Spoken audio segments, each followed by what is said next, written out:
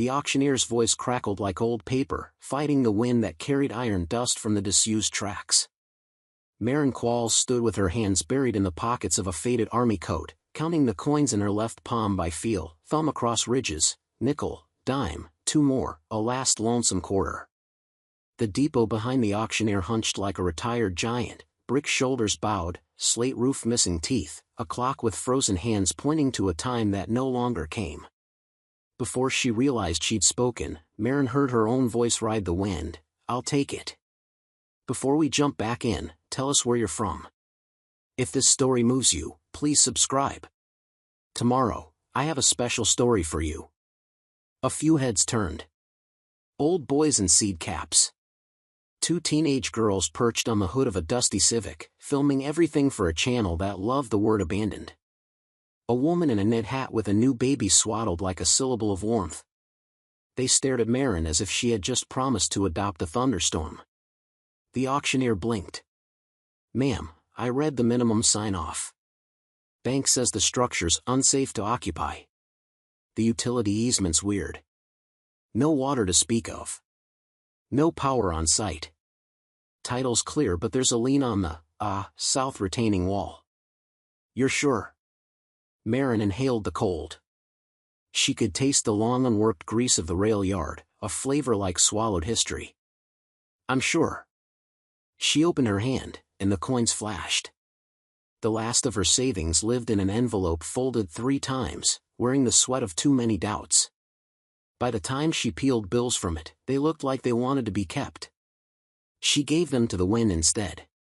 Someone coughed. Someone laughed. Somewhere inside the depot, a pigeon made a sound like a key on tile. "Sold," the auctioneer said, as if surprised to be a witness. To the woman in the army coat. "May God help you." The deed slid into her hands like a dare. The depot, on paper, acquired her right back. Maren didn't smile. She didn't tremble. She just folded the paper into her coat and walked toward the building that had been waiting 47 years for someone foolish and hopeful enough to knock on its door. The front doors had been chained but not with conviction. She ran her fingers along the iron links, feeling rust as fine as cinnamon. The padlock opened to the boxy key the county clerk gave her, a key that seemed too honest for such a tired trick. The chain dropped like a shrug. She pushed the doors, and stale air rolled over her, dust, rainstone, every Sunday of her childhood church when the hymnals hadn't been opened in months. She stepped into a grand hall that time had half forgotten. Ticket windows with mouths like storybook wolves. Benches scrolled in oaken grit. A mural along the cornice, mountains, cornfields, waves, America as painted by a hand that never left the county line. Above it all, the clock, its face crazed with hairline cracks, still trying to say something about late and early. Maren touched the railing along the mezzanine, feeling the little notches cut by impatience, lovers, knives. She would learn to map them. You always learned a place by where it had been scratched. "Miss Qualls," a voice called from the doorway. The banker who had warned her against ruin, the word had landed with the softness of a hammer, had followed her across the threshold. He was younger than his tie, eyes carefully unastonished by everything. "Walter," Maren said without looking back. Names were bridges she built quickly when she needed to cross. "You came to reclaim it?" He smiled with a banker's generosity. "Came to make sure you heard the last of the disclaimers. No liability, no promises, and no one to call when something leaks." Maren looked up at the ceiling. "Everything leaks. Even people." "Do you have a plan?" Walter asked. "The town is skeptical." She had a plan the way a match has a plan. It was mostly heat and a picture of after. "Coffee," she said finally. "Soup. A good bathroom. A table big enough to sit alone at without feeling lonely. Music on Sundays. A light left on for anyone who's late." Walter's gaze softened. "You used to teach, didn't you?" "7th grade English," she said. She didn't say why she stopped. The rumor had traveled faster than she had. Words don't leave a person when the job does.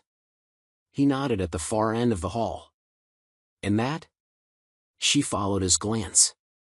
At the end of the station floor, beyond the old baggage scales and a line of gray mail carts, was a door set into a wall of brick that looked almost proud. Something about the mortar. Something about how the bricks had kept their bond while everything else flaked. The door had been painted a sober green and locked with hardware that had been new when her grandmother was. The baggage room, Marin said, though the truth of it itched. Or a vault. Or a promise. County couldn't find the key. It's all right, Marin said. I've got time. Walter laughed before he could stop himself. It sounded like a throat remembering hope. If you need volunteers, he let the thought trail, afraid to be seen making a donation. I'll put a coffee pot on, Marin said. Tell the town there'll be chairs for anyone who wants to carry one. He left, carrying the old chain as if it might remind him not to doubt so loudly. Marin breathed. The depot breathed back, a slow exhale that felt like weather. She set her backpack on the floor and unrolled the few tools she owned. Wrench. Hammer. Brush. A can of boil-stripped linseed oil because her father once said, everything that dries out learns to creak. She found a closet with a mop and a bucket that had committed to rust as a lifestyle. The first water she hauled was from the standpipe half a block away, where a pipe shrugged up from the earth and ended in a small well she turned until it remembered water.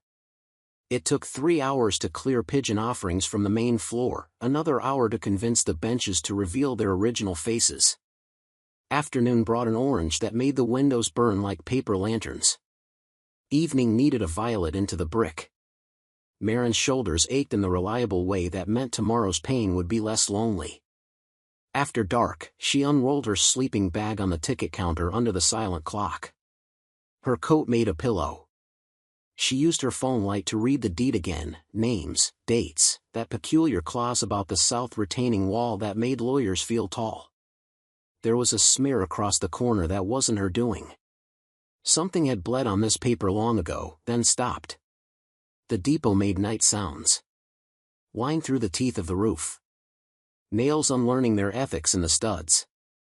Somewhere, a drip insisted on being counted. She let them be. She'd been poor enough to sleep in places where the night had worse things to say. Just before sleep lifted her, she felt it. A tremor, not in the earth but in the wiring of her own attention.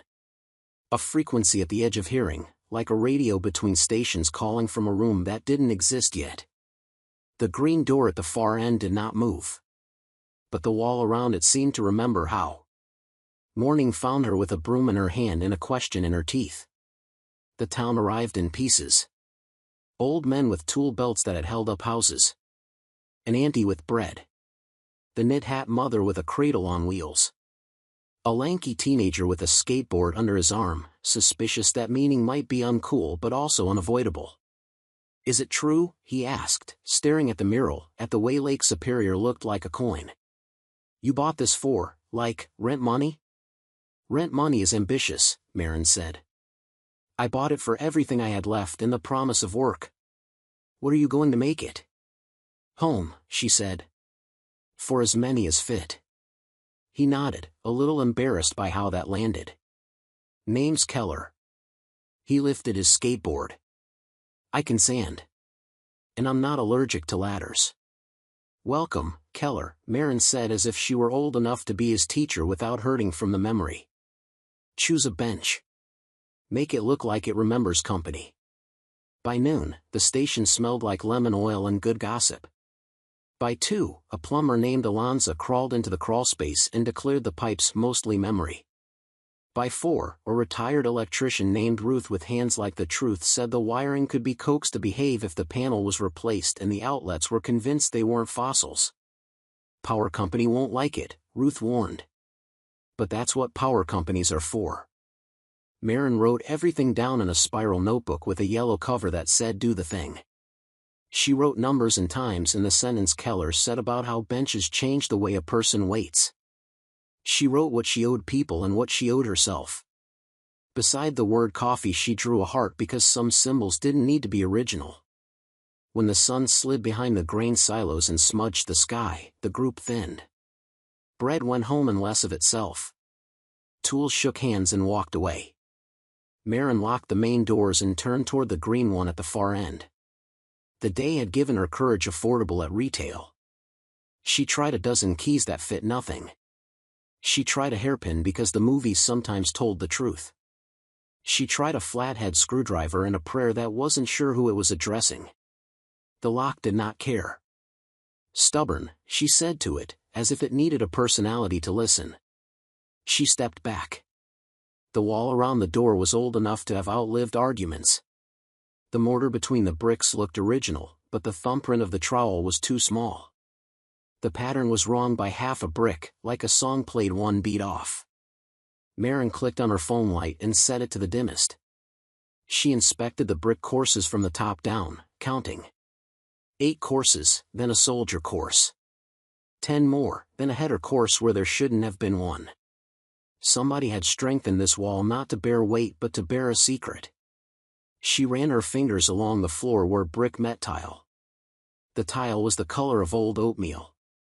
2 of them near the threshold sounded wrong when she tapped, more hollow, as if air had outlived something beneath.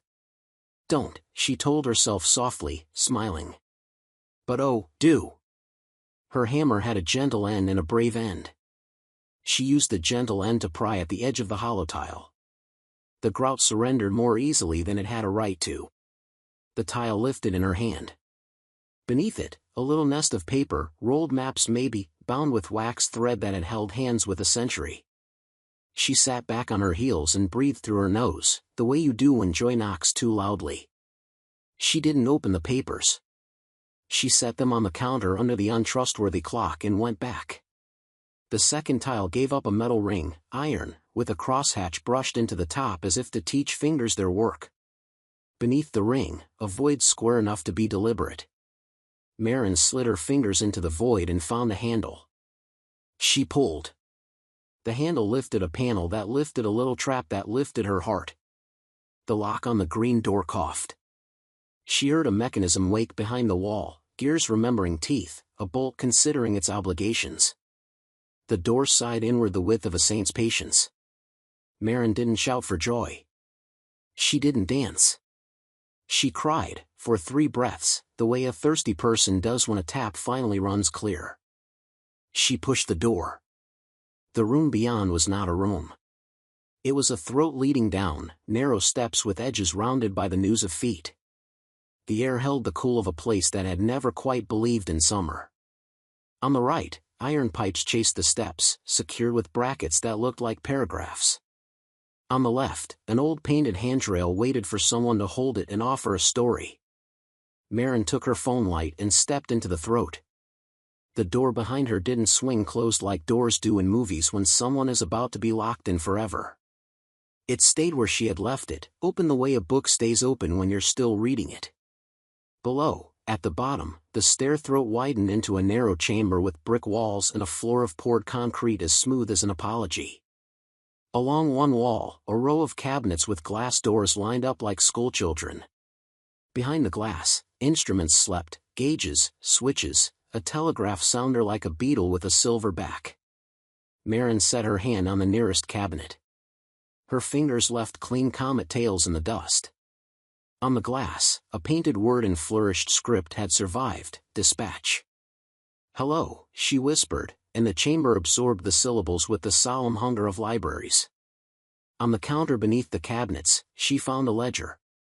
The leather had learned to be agreeable with time. The pages had been numbered by a patient hand. June 17, 1968, the first line of the last written page began. Someone had written the numbers as if they might live forever if careful ink escorted them. She read, test signal, posted. New switch installed at mile 41. Engineer Breyer signaled twice. Stationmaster Hemsworth countersigned. On the next page, the ink had turned more rushed. Something about storm, something about track washed, something about hold all southbound. Then one last entry, in a different pen and a different hand, a list of names stacked like books. A. Hemsworth. I. Sullivan. M. Breyer. L. Vescovi. Marin ran her finger beneath the list, understanding that the names had not been written for the pleasure of writing but for the hunger of remembering. A person had put them down as if to say, if the roof goes, this will still be here. If the building is taken apart for parts, this will still be here. If the town forgets, the paper will try not to. She turned her head. At the far end of the chamber, a narrow door, narrower even than the throat, waited with a keyhole whose shape was undecided, a keyhole that looked like it might accept compromise if someone asked kindly. Marin returned to the ledger and flipped to the beginning. The first pages were dispatch notes from the 1920s, goods, passengers, thank yous, a description of a cow on the tracks handled with diplomacy. Then, a note in 1943, converted. New panel. Hand off to routing. Protect all war shipments. She went back to the list of names. She put her finger on the one that had the braver ink. Breyer. Was that the engineer? She said the name out loud the way a teacher calls rolls on the first day, sincerely, without decoration. The brick didn't answer. The beetleback telegraph didn't either.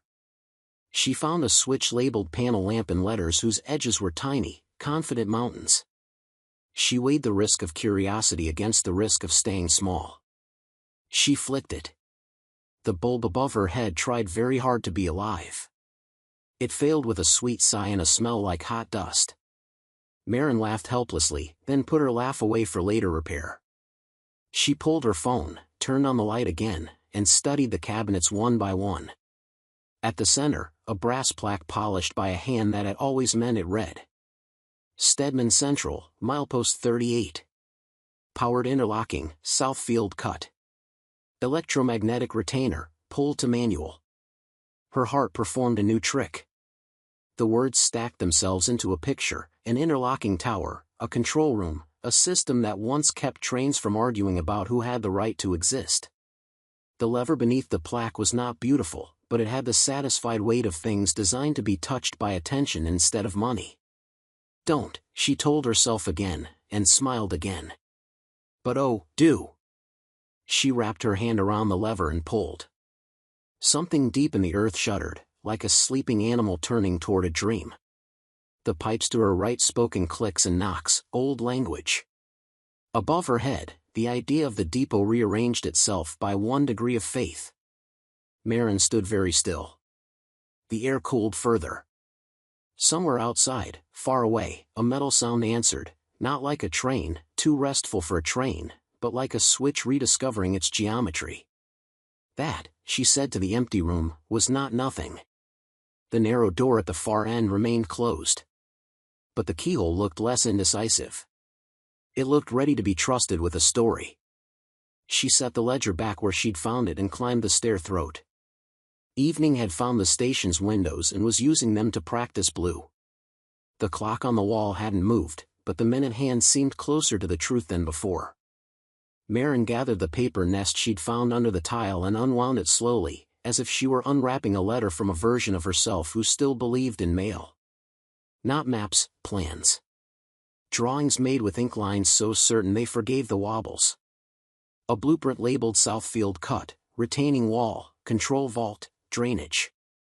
Another, older, labeled temporary bypass, flood event. She spread the drawings across the ticket counter. The south retaining wall, lien of her nightmares, ran alongside a culvert that must have told rain where to go. The control vault she had just found was a box on the page but a room in her life. The drainage plan included a symbol she didn't recognize, a gravity bell shaped like the throat of a trombone. Why hide this? She asked the air.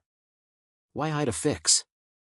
The answer arrived in the form of footsteps and a voice she did not know yet. Because if you're a county in the 70s and you run out of money and people and faith, the voice said, you hide the things that work so nobody will break them for parts. Marin turned. At the door stood Ruth the electrician, hat pulled low, eyes bright as a person who liked puzzles more than nights. You left the front chain dangling, Ruth said. Made me nervous. Thought I'd come back and see if a person with this much stubbornness needed an accomplice. I always need an accomplice, Marin said, and this time she did smile. Ruth stepped in, read the blueprints with a glance that was a touch. "Haven't seen an interlocking panel in years," she murmured. "That old retainer might still hold if the valves aren't corroded to poetry." She pointed with a knuckle. "And that gravity bell, my grandfather used to build them. When the river rose, you'd pull the lever and the bell would lend weight to the water's choice. Decide for it. Keep it out of cellars and kitchens." Marin's chest recognized a feeling it had filed under miraculous but tried not to name. "If we can get the panel to talk to the valves, the drainage could work." "If there's a river to drain," Ruth said. "Long drought's broken, but the rains only flirted with us. Forecast's ugly, though." "Ugly how?" Ruth scratched beneath her hat. "They're calling it a once in 50. The kind of storm that looks biblical if you stand in the wrong yard. The south of town, the trailer park, the old mill houses, they're the wrong yard. Always have been." Marin looked at the blueprint as if it had just asked to be believed. The retainer wall, the culvert, the valve. The lever. "What if," she said softly, tasting each word, "this building didn't want to be a coffee shop first? What if it wanted to be a hand?" Ruth lifted her head in a motion that said the answer to any real question is work. "Then we start now." Knight wore a raincoat to their work. Ruth traced wires with a tester whose little red light had a way of converting fear into math. Marin hauled buckets and swept corners and sorted hardware into jars. She labeled things with a Sharpie: good screws, better screws, courage. Keller returned after dinner and didn't apologize for it. He brought a friend whose name turned out to be Leo and a box of muffins that turned out to be persuasion. "Why are we doing this?" Keller asked at midnight, not because he wanted to stop but because you have to ask a holy question out loud before you can carry it. "Because someone once did this for us," Ruth said. "And forgot to tell us." At 1, Ruth found the main panel sheet metal door welded shut by time. Keller's skate tool fit the bolts as if the designer had predicted a skateboarder might save a town. The door opened. Inside, a tangle. Ruth's smile sharpened. "Come on, you beautiful disaster," she whispered, coaxing wires into a new geometry like a music teacher convincing violins that they had always meant it. At 2, the first thunder walked the sky. At 2:14, the interlocking cabinet lantern tried to be a star and achieved merely being a very determined ember. At 2:15, the telegraph sounder clicked twice, tentative, like a throat ready to sing again if nobody made fun of it. Marin felt the click in her bones. Her father used to build tables that didn't argue with plates. He taught her that wood is only calm when you listen. The panel felt like that, like a conversation that had been waiting for a good listener. They finished what could be finished before dawn. Ruth sent them home with orders to sleep 3 hours and come back with whatever version of breakfast felt like forgiveness. Marin lay on the ticket counter with her coat over her and couldn't close her eyes. The depot, awake now, made house sounds instead of ruin sounds, pipes clearing their throats, glass settling into frames, the clock trying on bravery minute by minute. Her phone buzzed. A message from a number she didn't recognize. "This is Walter. Forecast moved up. River will crest by 8 a.m. Sorry." She stared at the word sorry as if it were a person. "Don't be," she whispered to it. "Be useful." At 6, rain dimpled the platform flags. By 7, it chose a tempo. By 7:20, it chose a key. The river at the south edge of town, which had for years been a rumor used to explain mosquitoes, began to compute velocity. Volunteers trickled in wet and stubborn. Ruth built a barricade of coffee mugs on the control counter. Alonzo the plumber arrived with a bag of gaskets and a joke about the human condition that did not save anyone but did lower their shoulders. Leo brought a battery bank that looked like a small ship. Keller set an old transistor radio on the ticket counter tuned to the emergency frequency. "The county's putting sandbags along the old mill road," Keller reported. "They're asking people south of the tracks to head for higher ground. The map they posted doesn't show this place." "Good," Marin said. "We don't want company yet." She glanced toward the green door and the throat. "Not until we can take care of them." At 8:05, the first family arrived anyway, 3 kids whose ages divided by 5, a mother with rain in her hair, a father whose jaw had learned to be brave first and feel later. They didn't ask permission to come inside, and Maren didn't give it. She opened the doors and let them in as if the depot had been built for this moment and merely practiced by selling tickets. "We heard you had room," the mother said. Her eyes landed on the benches like someone finding a grammar they'd been missing. "The shelter at the high school is full." "Sit," Maren said, and the word meant more than furniture. She wanted to say making this work but chose telling the truth instead. "We're learning as we go." The father nodded. "That's what the river's doing too." By 8:30, more families. A man with a guitar and a trash bag. 2 nurses who had already worked 12 hours but put their clipboards down like weapons they were too tired to carry. Children played tag between pillars that had not felt laughter in half a century and tolerated it with secret pride. Maren moved among them with her notebook open at a new page, names. She wrote each one she learned, and if she didn't hear it the first time, she asked again because asking is a form of shelter. At 9, a county truck rumbled up the old carriage drive. Walter jumped out, Rain arguing with his glasses. "They're diverting the South Road," he said without preamble. "The retaining wall on the map, the one that's probably supposed to be yours, is bulging. The culvert is half a lifetime clogged." If the wall goes, he stopped because ending sentences sometimes gives them too much truth. "We found the control vault," Maren said. "If we can get the retainer to pull, the culvert could breathe. Maybe the wall will remember how to hold." Walter stared past her, as if the depot might be a person willing to make eye contact. "Do it," he said.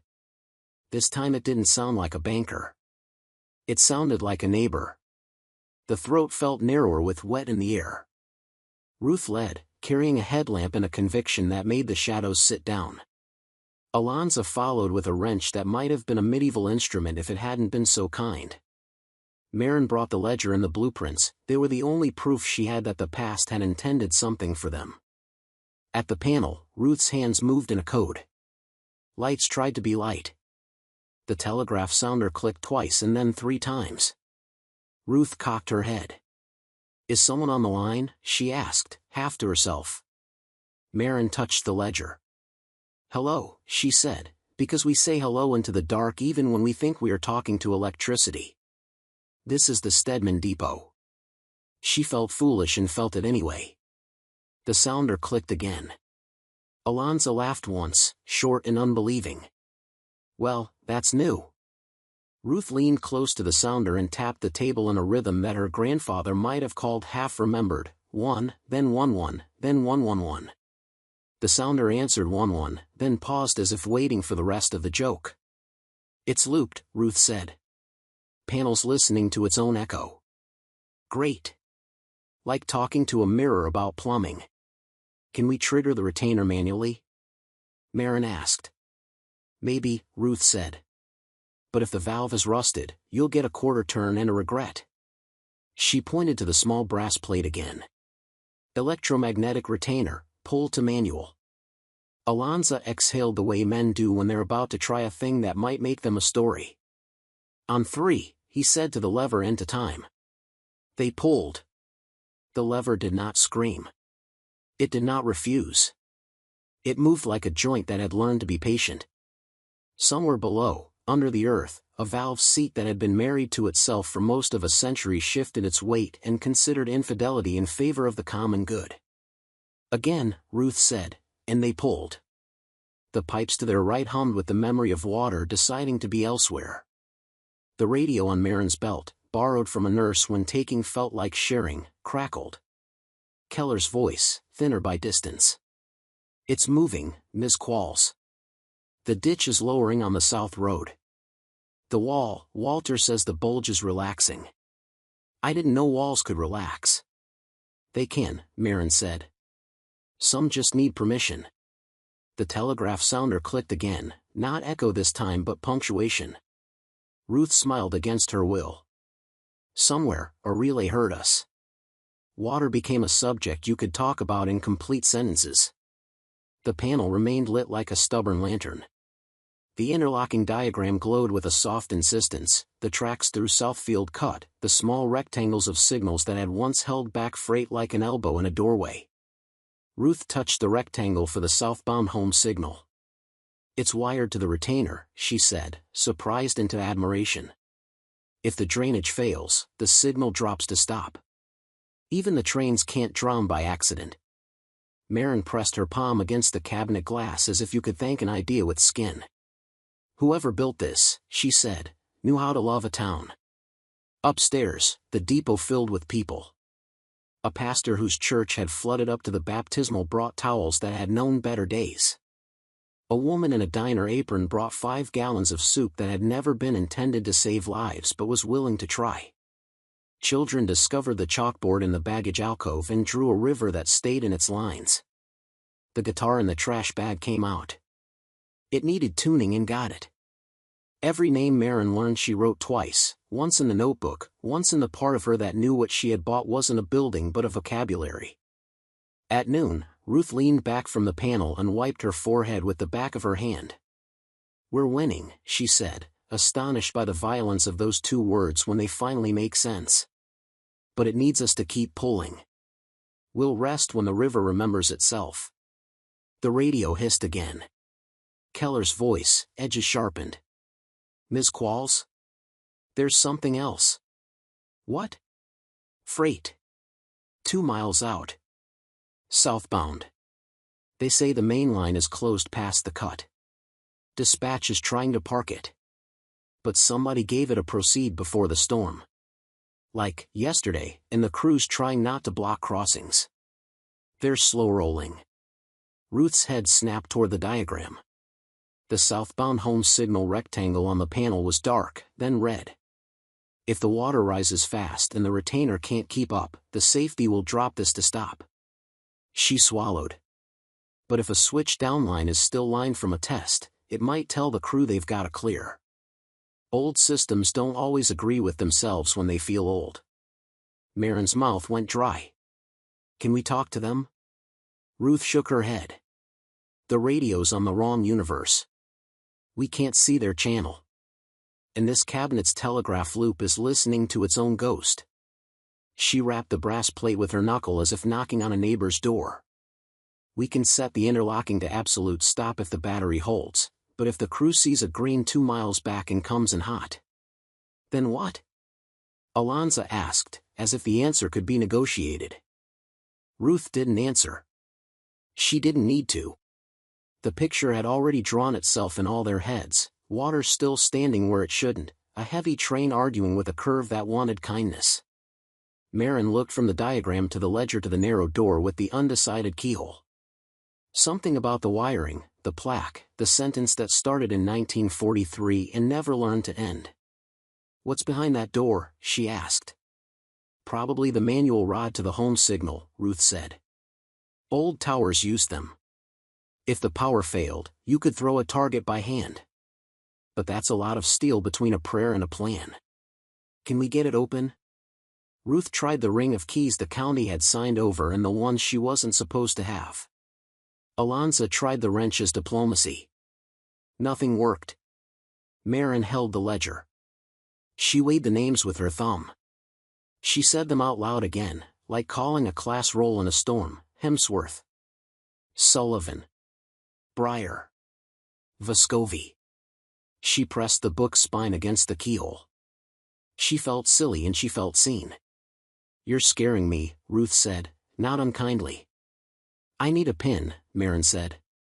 Keller's skateboard tool had one. She took it and a strip of cloth torn from her coat. She wrapped the pin, made a makeshift bit, pushed gently into the keyhole as if she were trying to teach it to listen.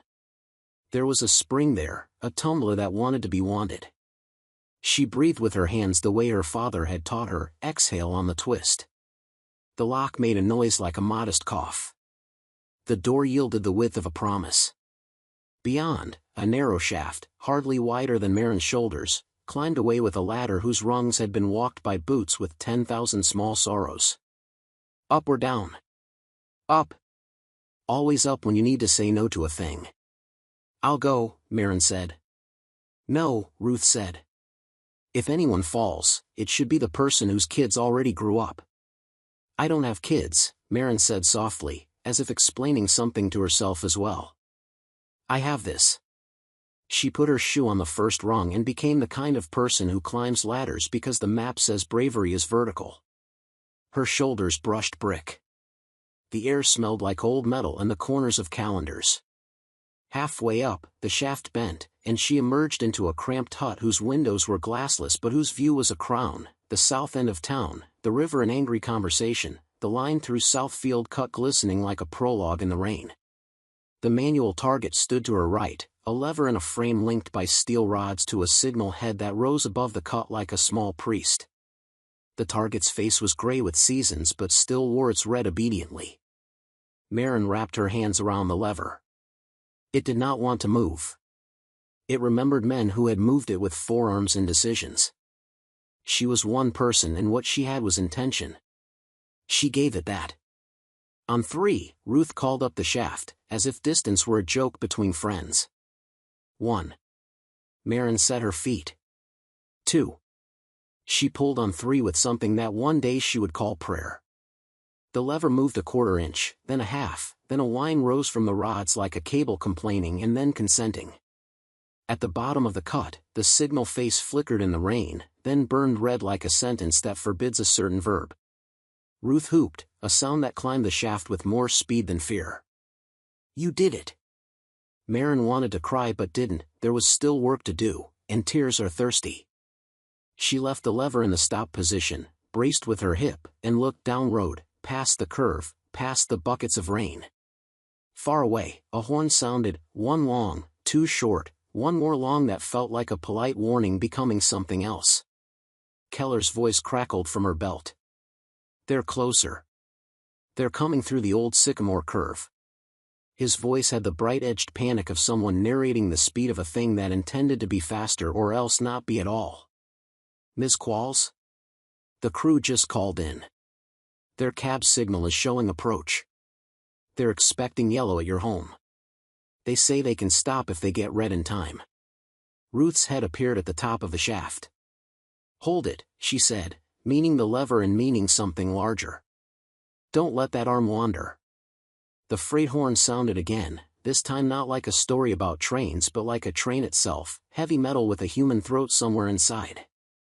Maren set her shoulder against the lever and became a brace. The rain had learned a new word for itself, it hammered. The rods shivered beneath the floor. The red face held the line. Down in the cut, water licked the ballast, but the retainer worked, and the culvert drank and drained. Up on the hill, the depot held people who listened to the guitar and the emergency radio at the same time and did not apologize for the dissonance. Come on, Maren whispered to the red. Be undeniable. A light appeared in the curve, white, then creamy, then fierce. Big engine, 4 axles, and a frown. It wore the paint of a western railroad whose name had meant speed before speed became a complaint. The rain made a veil. The horn asked for the day to please move. Signal is red, Ruth said, peering through the glassless window. They should see it. The horn cut. The light rose in pitch, as if asking a second time. The headlights' glow painted the wet rails into liquid mirrors. Maren felt the lever tremble against her shoulder as the rods took the story down to the signal. For a breath and another, nothing changed. Then the light in the target housing flickered, from red to dark to red again, as if indecision were a voltage. Battery, Ruth said, and the word fell through the hatch like a dropped wrench. The battery's sagging under the load. Maren's palms burned. The train's shadow stretched itself over the cut and climbed toward them like a rumor catching on. The horn blew once, not as a warning but as a confession. Hold it! Ruth shouted. I am, Maren said, feeling the future tugging at the lever with the confidence of a heavier thing. She could smell the hot metal and the older fear under it, the fear of being too late by inches. In the hut, on the small shelf where a station master once kept sandwiches and letters from a wife, a metal box blinked with a tiny green bulb, then a yellow one, then nothing at all. The rain hissed. The rods quivered. The red face stuttered as if speaking in a different alphabet. "Ruth?" Maren said, but didn't finish the question because its end was a kind of prayer, and prayers needed breath. Down in the cut, the headlight cut a white line through the rain as the engineer eased back the throttle and reached for the brake. The horn blew a final long and the wind carried it up the ladder shaft, through the depot, across the benches, and into every ear that had ever learned to wait. Maren leaned every ounce of herself into the lever just as the red light blinked to darkness. And the engine burst into view around the sycamore, its number board bright as an oath, the rails screaming their sheet metal hymn, the signal face dead as a spent match. The last thing Maren heard before the world narrowed to a single point was Ruth's voice, thin in the rain, fierce with an instruction that would either save everything or arrive an inch too late. "Throw it tonight aspect. Use the lantern, now. Throw it tonight aspect. Use the lantern, now." This story took us a long time. If you like it, subscribe. Now, back to the story. Maren didn't ask which lantern. In the cramped hut the station master had once called an office, there were three: a cracked red globe that smelled like old apples, a clear glass hand lamp still faintly greasy with kerosene memory, and a battery torch Keller had duct-taped to a broom handle the day before as a joke that turned out to be a prophecy. She grabbed the red globe lamp, thumbed the striker, nothing. Old wick, old ghosts. She ripped the clear chimney off the hand lamp, stuffed the frayed hem of her scarf down as a wick, and thumbed Ruth's Zippo. Spark. Smoke. Then fire, surprised to be believed in. "Swing it!" Ruth shouted from the ladder, rain chopping her voice into shards. "High and slow across the track, make it a sentence." Maren staggered to the glassless window, leaning her weight back into the lever with her left shoulder so the rod stayed braced and stop, and with her right arm extended the burning red globe into the rain, wide arc left to right, the oldest word in railroading, the word that had saved more lives than prayers: stop. The headlight hammered the rain into silver nails. The engineer saw her, she felt the recognition like a hand pressed through the glass at a birth. The horn gave a short, incredulous bark, then the note cut and the sound that replaced it was the long, rising hymn of steel shoes against steel, brake shoes grabbing, air dumping, tonnage becoming intention instead of inertia. The locomotive's nose lunged into the cut, thunder riding it like a dare. Maren held the lever with her body and the lamp with her arm and time with her teeth. Red light smeared on rain, red over red, night aspect for a system that had run out of ways to say the word. The engine's pilot beam came level with the target in. Stopped. Not clean. Not pretty. 5 feet past the mast. The couplers complained. The cars behind pushed like stubborn cousins, then remembered their manners. The big GE gasped, the low compressor thrummed a heartbeat finding itself again. For one beat there was no sound but rain applauding. Then the engineer leaned out of the side window, cap backward, beard shining darkly. He was young enough to call his locomotive by its first name and old enough to know when to be humble. "Lady," he shouted up, cupping his hands against the water, "I don't know who you are, but you just saved me from wearing a river." Maren tried to laugh but the air came out as relief instead. Her knees began a small tremor, a currency her body owed from withholding fear too long. Ruth's head popped fully into the hut, sopping hair pasted into punctuation.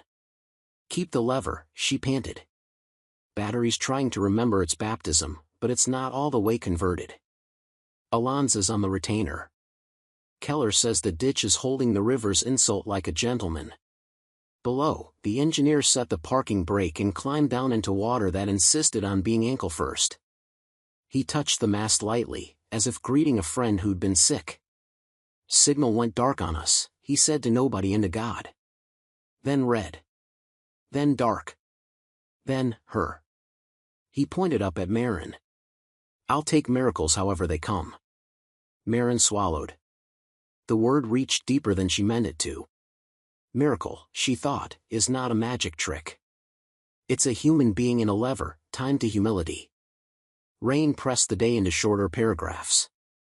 Maren's shoulders protested the lever's weight in a language made of fire and rope. Ruth climbed fully into the hut and leaned her back into the iron beside Maren's. "We can brace it with the dogs," Ruth said, "if the paw will bite." She lowered the lever just enough to slide a steel tooth into a notch. It caught with a sound that made both women exhale for the first time since the horn. "Now," Ruth said, "let's go save a town with plumbing." They clattered back down the ladder, limbs learning new ideas about blood.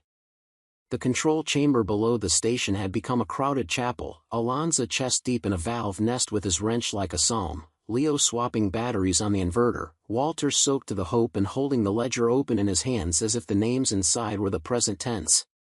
"Keller says the South Road is breathing," Walter reported. "If you've got other prayers in this box, now would be the time." "We've got muscle," Alonzo grunted. "And one more quarter turn."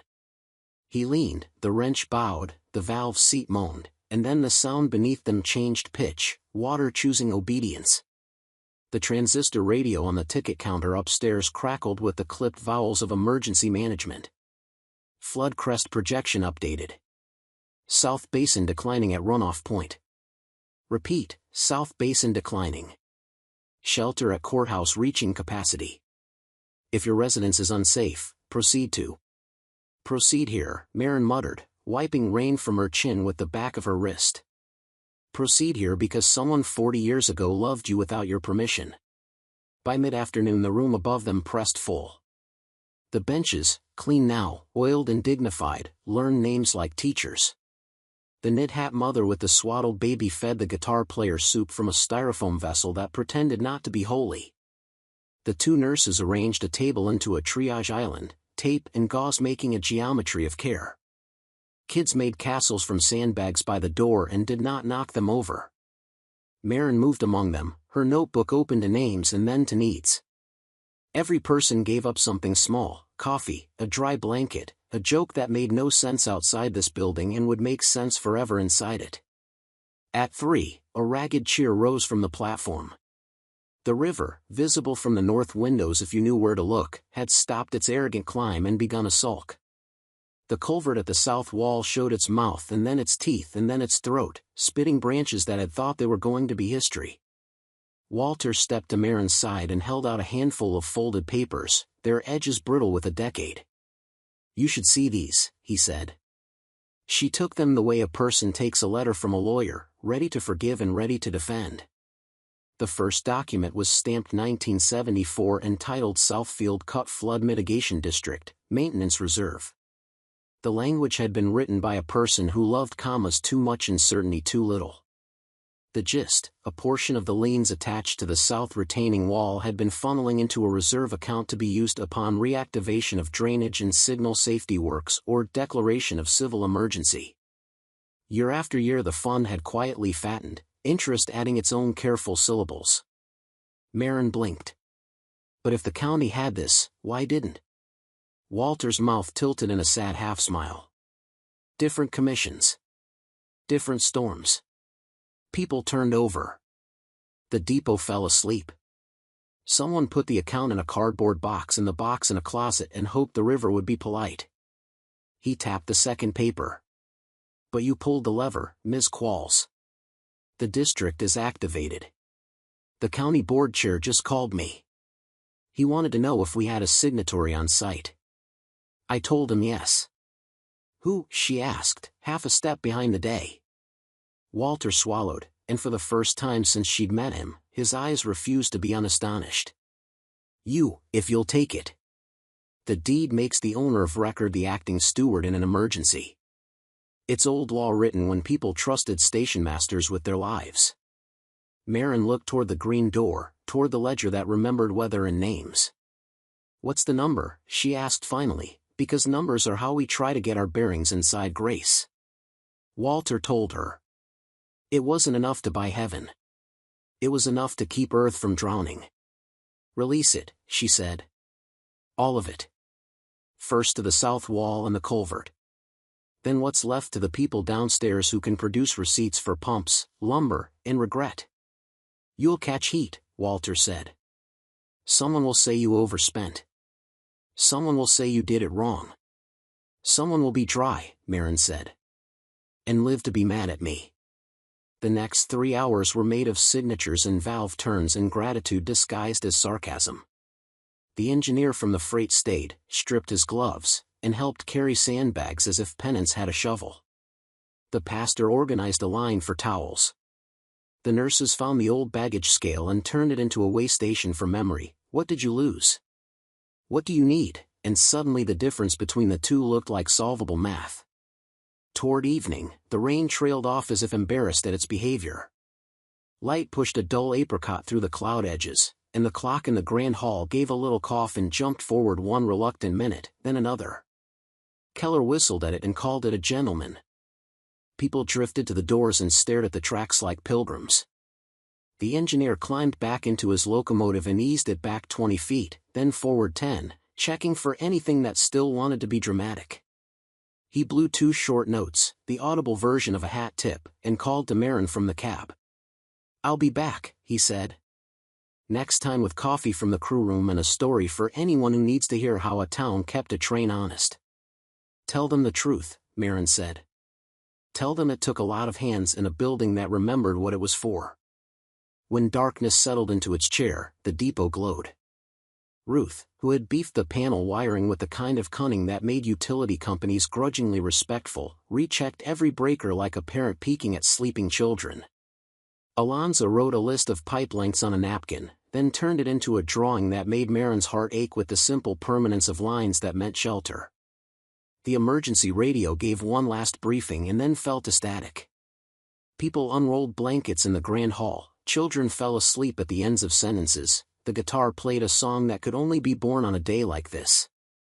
Marin walked the perimeter with her notebook and found herself stopping beneath the mural cornice, under the painted waves that thought they were the Atlantic and the mountains that thought they were the West.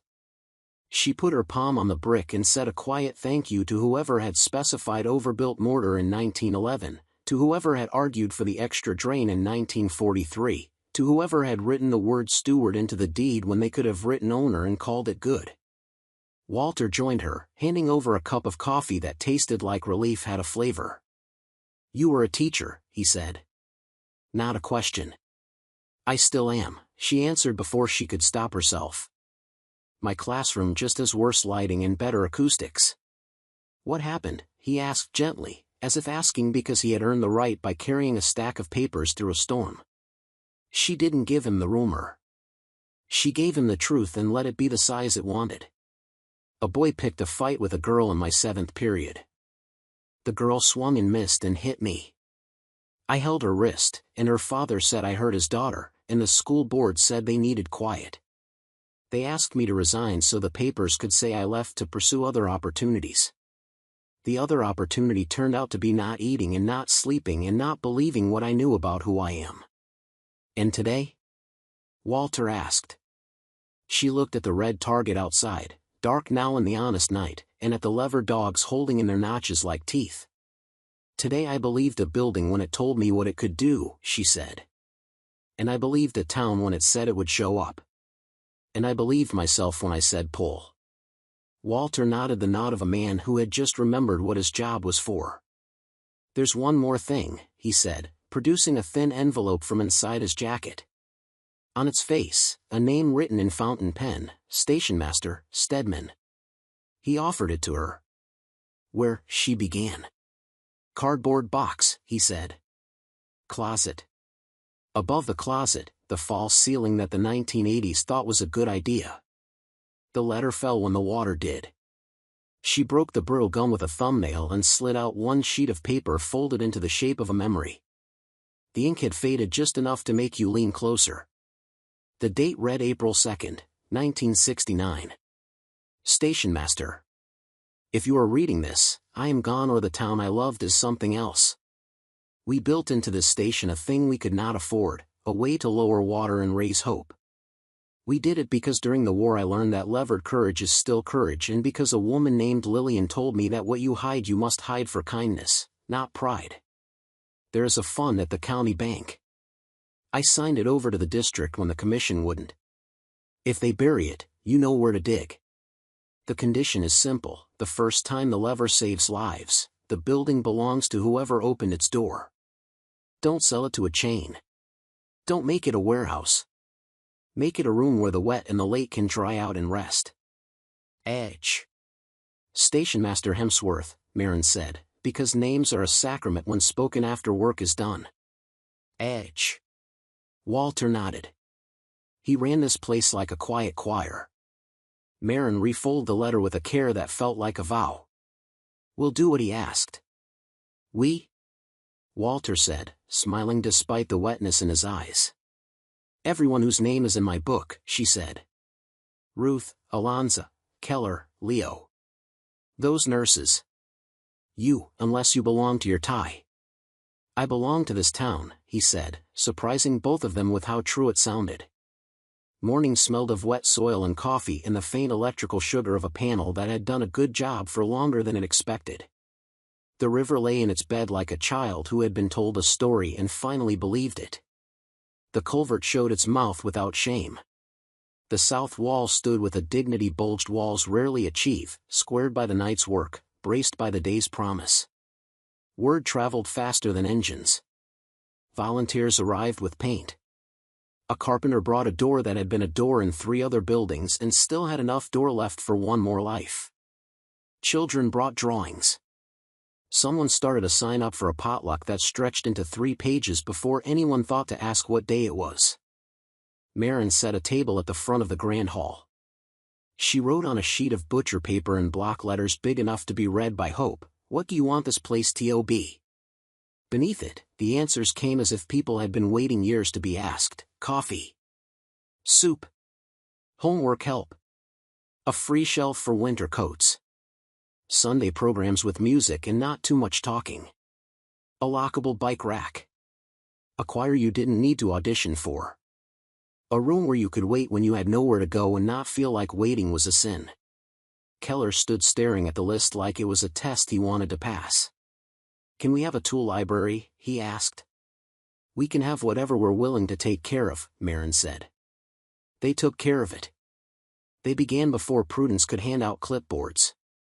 Ruth supervised a safe subset of the wiring, running new conduit-like sentences that promised not to catch fire when nobody was looking. Alonza set traps in the pipes for future hissy fits.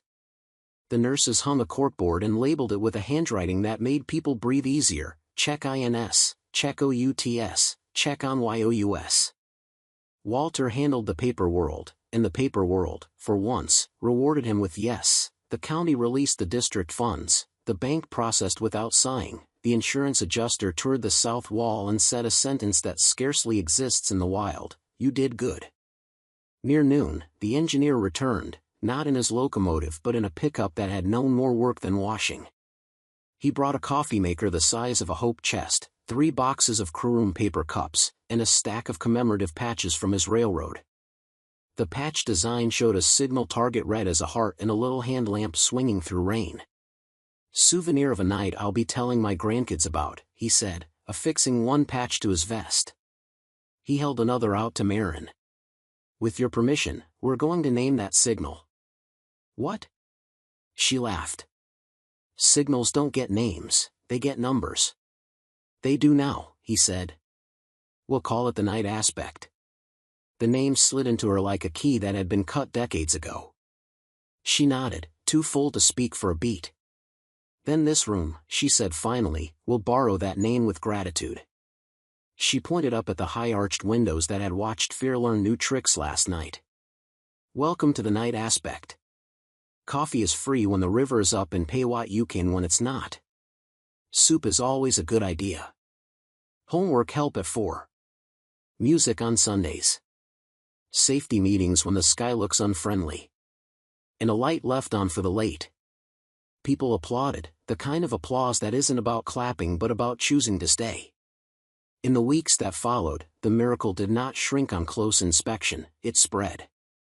The story traveled, first the railroad grapevine, then the county news, then that soft-footed army of phone cameras that insist the world not forget its own courage. Strangers arrived on Saturdays, curious and careful, and left with a patch and a task.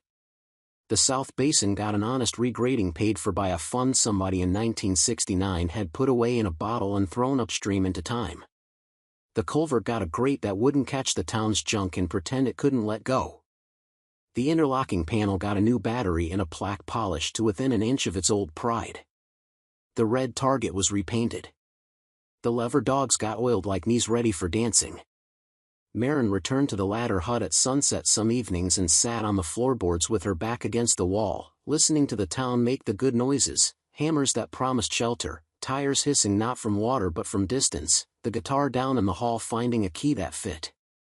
She read the ledger entries one by one at the dispatch counter, cows and storms, arrivals and goodbyes, and wrote new ones in a hand that wasn't fancy but tried to be steady. June 21st, valve test, successful.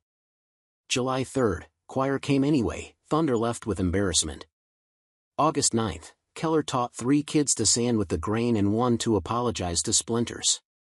People began to say her name with the depots. They meant it kindly.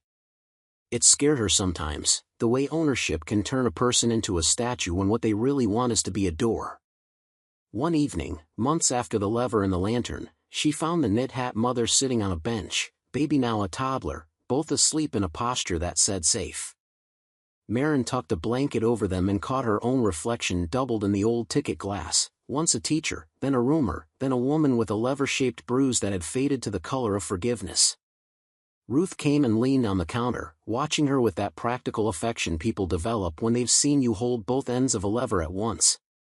"You going to keep doing all of this?" Ruth asked, nodding at the tables and the chalkboard and the new bulletin titled Trains, Rivers, and Other Moods. "As long as it keeps doing me," Marin said. "I thought buying a building was a way to not be lonely. Turns out it was a way to learn the grammar of we." Ruth grinned. "You just turn water and iron into a church." "I turn them into a room," Marin said. "The church is whatever people bring inside with them." She lifted her eyes to the mural. The painted ocean winked in the last angle of sun. The mountains looked less like boasting and more like promise. She thought of Station Master Hemsworth, of his letter, of the line that had snuck into her life and refused to leave, "Don't make it a warehouse. Make it a room." The clock on the wall ticked, not like a scold but like a poem, here, here, here. On the anniversary of the flood, the town closed the South Road on purpose and set up tables. The railroad sent a work train that parked ceremonially at the mast and blew 2 notes at nothing in particular. The mayor spoke briefly and without adjectives.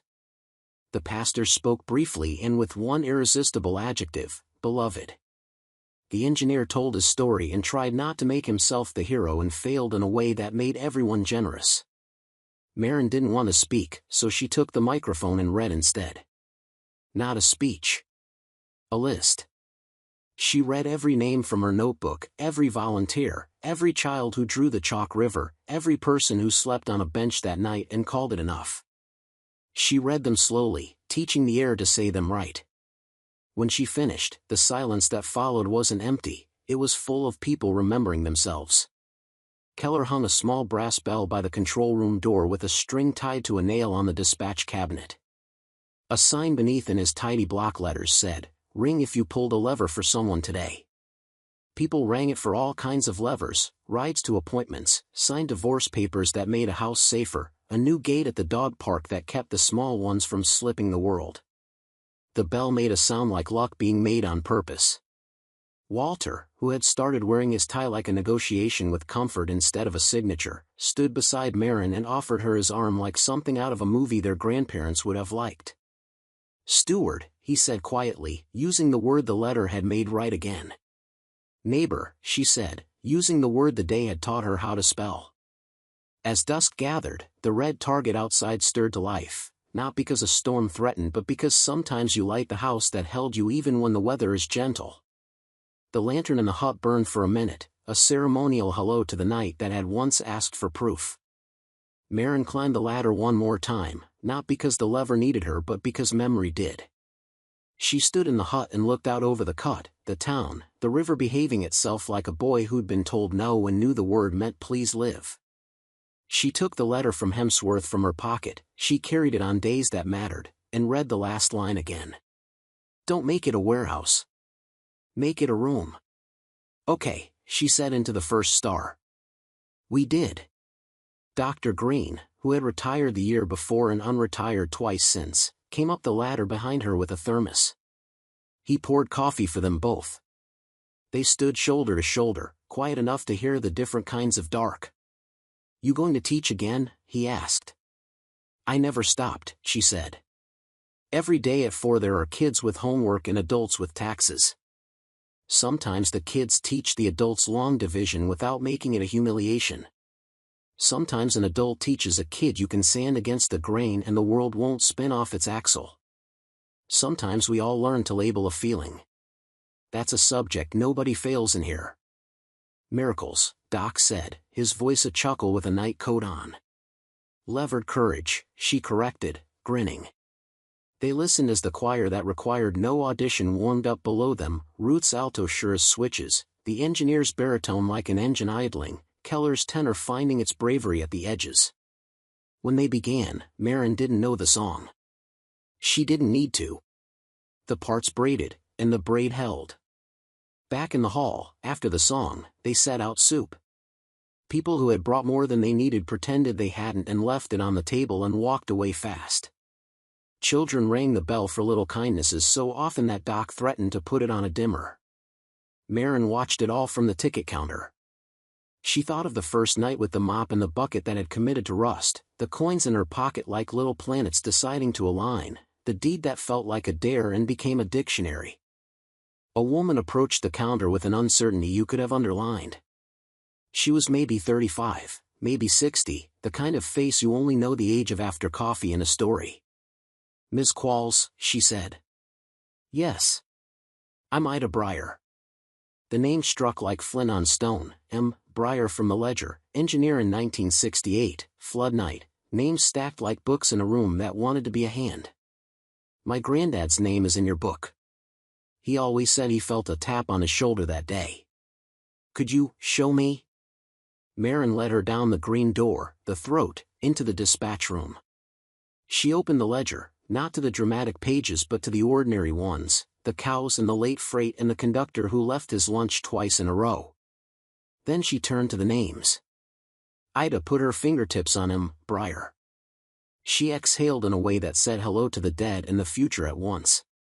"He'll be pleased," she said. "He loved a good lever."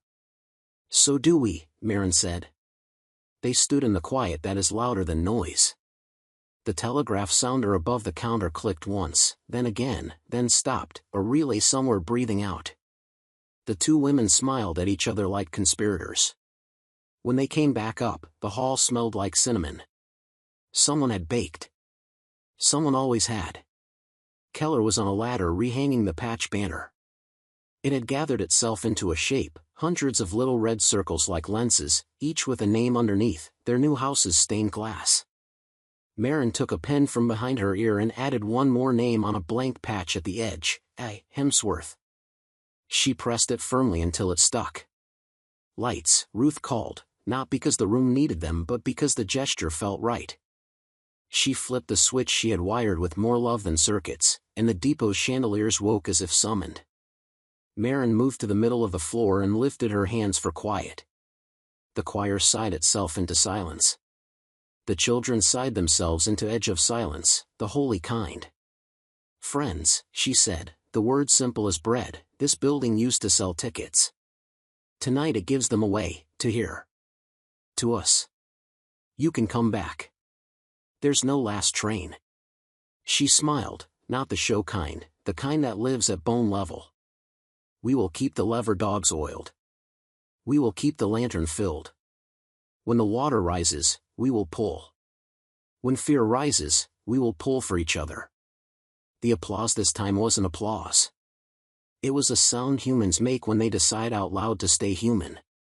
Later, as people stacked chairs and rinsed bowls and put the choir folder into the drawer that used to hold indemnity forms, Ruth leaned against the counter and raised an eyebrow. "You going to tell them?" "Tell them what?"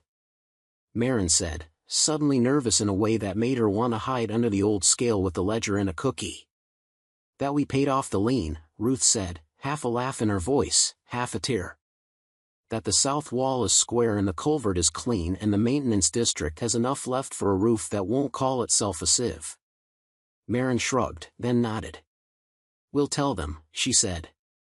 "And then we'll ask what lever needs pulling next." She looked at the clock, at its hands now moving with a normal amount of worry. She looked at the people who had stayed not because they were trapped but because they were chosen. She looked at the red night target outside, reflecting a bit of their own glow back at them like a promise. And she thought of the first sentence the depot taught her when she walked in past the chain and the stale air and the pigeons: everything leaks, even people. She smiled and whispered to the brick where nobody could hear her and everyone could, then we will learn to be gutters and channels and cups. We will catch what we can and pour it where it can do good. The bell near the dispatch door rang once, bright as a new coin. 2 more great stories are next. Don't miss them. Subscribe and turn on notifications.